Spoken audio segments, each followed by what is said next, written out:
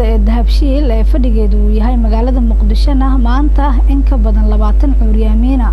oo ku sugan magaalada Muqdisho waxay u qaybisay deeq loogu talagalay dadka cuuryaamiinta ah ee ku sugan caasimadda dalka ee Muqdisho.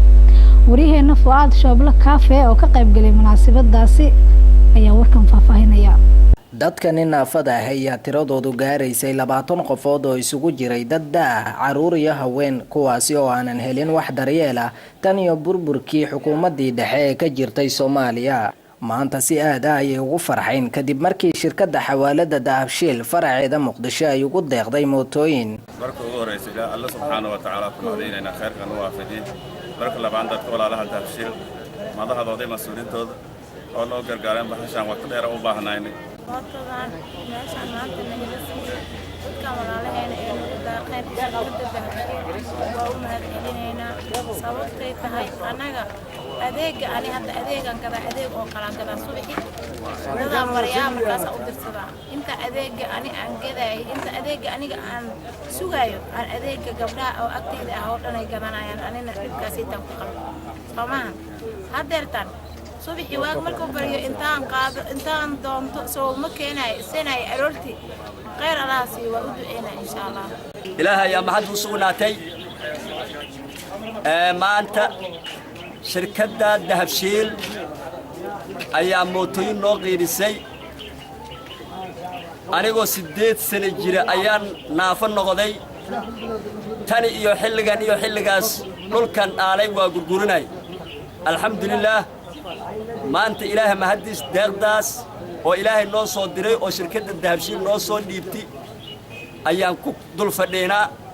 waxaan leenahay shirkadda Dahabshiil ha guulaysato madaxdii iyo maamulkii oo maanta intaas ka soo shaqeeyay adduunyo aakhiro muradkooda Allah sahalo meel dhow wax khayr qaba Allah ka sayeegna bedel khayr qaba عبد دايل حسن وحا هلي موتو وحا كهلي شركة دهبشيل وحا ويدعينا يا وح والبو إلهي كبريا إنو سالو وحا كسكو هلي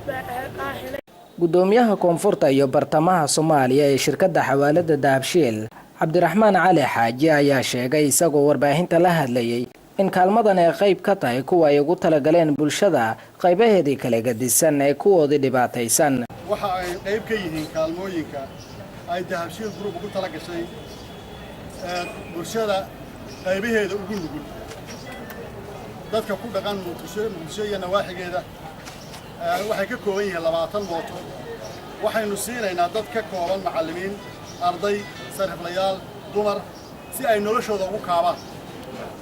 shirkaddu waxa sidaad ogtiin waxay gacan ka geysataa arrimaha bulshada oo ay ka mid yihiin waxbarashada iyo caafimaadka iyo abaaraha iyo fatahaadaha webiyada iyo danta guud ee ay bulshada ay wadaagayso faa'iidada wadaagayso